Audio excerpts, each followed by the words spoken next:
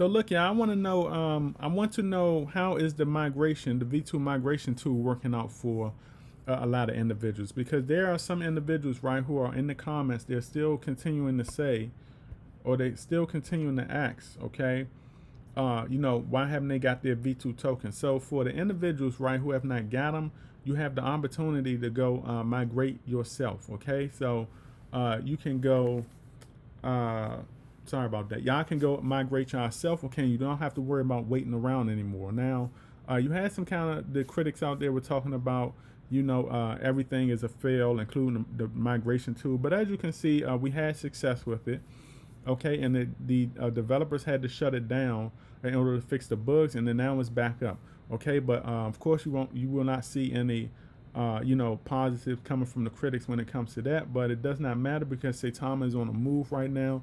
Saitama is doing more than a lot of the projects that those critics are pushing, okay? And they don't want to even admit that, okay? One of the reasons why they're upset is because they see Saitama making more moves, and the projects that they're pushing are not making any moves, really.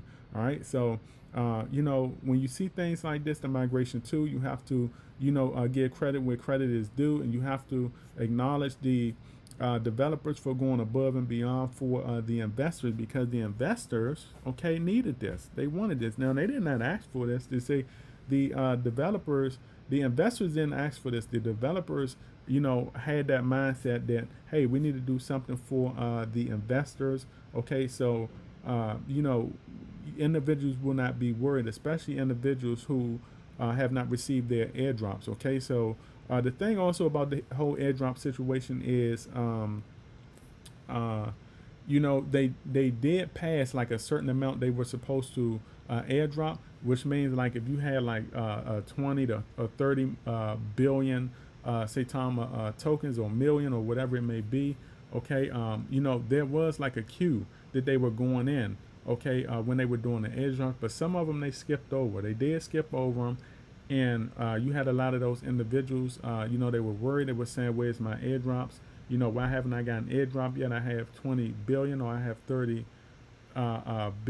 billion, or 20 or 30 million, or whatever it may be. All right, you had a lot of individuals that were worried about that. And the thing is this: they were coming back to it. They were not going to skip you. They did skip some of you, but they were not going to completely forget about you. So they were coming back, but it is time consuming, because they are still going ahead. They are still having some airdrops in the works, as we can see. Okay, if we look over here, let me see. That's not it. All right, but if we look over here, that's our price action. But if we look over here on Etherscan, okay, we can see that the airdrops are still going on. They're still doing airdrops. Okay, now some of the holders received their airdrops, or they were able to airdrop by themselves, but the developers are still doing airdrops. Also, as you can see right here, we gained over almost 3,000 airdrops overnight again. So this is that 3K range right here, the 35K range that I talk about with the airdrops. And as you can see, they have been pretty busy. They've been pretty busy doing the airdrops. So the developers continue to do the airdrops, along with individuals who are doing the self-migrating airdrops together. We're seeing a combination of that right here, okay? But majority of it came from the Saitama developers doing the airdrops. Now, for individuals out there who have like less than, I don't know, what is it, less than $5 or less than $7, whatever it may be, now you're going to see what the developers have been having to go through, okay? As far as paying the fees, okay, paying higher fees for the lesser amount of tokens the individuals have in their wallet. So I hope those individuals that understand, okay, I hope they understand. I hope that they now see it was not as much of a benefit. Now it would be a benefit to you. You can go ahead and pay those, because the thing is this: despite those being low value wallets, all right, in time, that value is going to go up. So I don't care if you have $5 or $7 or whatever it may be. All right, just imagine where that's going to be at in 5 years from now. Imagine where it's going to be at 10 years from now. And I know individuals say, well, we don't want to wait that long. The thing is this: if you don't have that many years to wait for crypto, okay, then you just probably going to just have to get out of the crypto, because crypto is a long game. It is a long game. So is any investment that you are in. It's a long game. Okay, and you have to have patience, right? And that's the problem. Some individuals just do not have the patience for the crypto game out here. All right, and the thing is this: how else are you going to get generational wealth? How else are you going to get financial freedom out here if you do not have the patience? All right. But the good thing about, like I said, the good thing about crypto is that it's going into a space now where, you're going to have regulations, you're going to have that kind of stuff going on, all right. But it's going to force individuals to be good investors. It's going to force them to invest the proper way, because like I said, now we're going out of that meme space. Okay, and we can see the action, and we can see Saitama then stepped out of that meme space, and they're shooting off like a rocket ship. But the thing is this: the new way of crypto is going to force individuals to invest the proper way. All right, it's going to force them to invest the proper way. Why? Because now we're going to be getting these. We're going to be getting these cryptos with lesser zeros, with like 1 and 2 zeros, and then you're going to get individuals who are going to be forced to invest in these more professional projects anyway. Okay, and because it's like lesser zeros, because it's like 1 0, 2 zeros, whichever one it may be, okay, they're going to be forced to hold longer, because they know they're not going to get a decent return holding just a few months investing in a 1 0 project. Okay, now you're going to be forced to hold cryptos for years, or for months and for years now.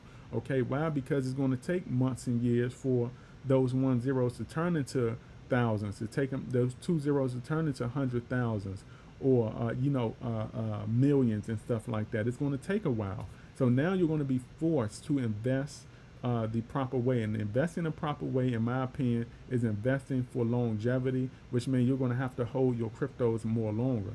Okay, and the thing is this: if you want to invest in 1 0s and 2 0 projects, okay, and cash out what, $50, $100, or a couple $100 or whatever it is for grocery money and gas money, that's what you're going to get out of your investment. Why? Because that's what you're allowing yourself to get out of your investment. You have to give yourself a chance for generational wealth and financial freedom. You have to give your investments a chance. You have to give your money a chance. If you do not give your money a chance, you're not going to have anything in the long run.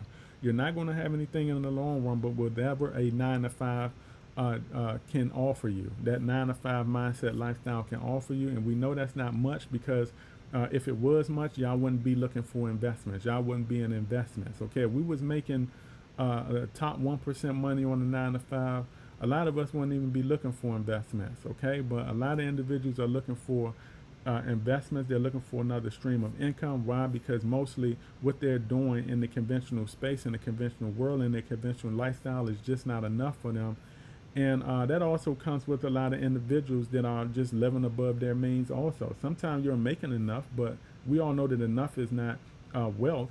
All right, but some individuals make enough, but they're living above their means. Okay, they're driving certain cars they don't have to drive. They're living in big ass houses that they don't even have to live in. Okay, some are ashamed to rent an apartment.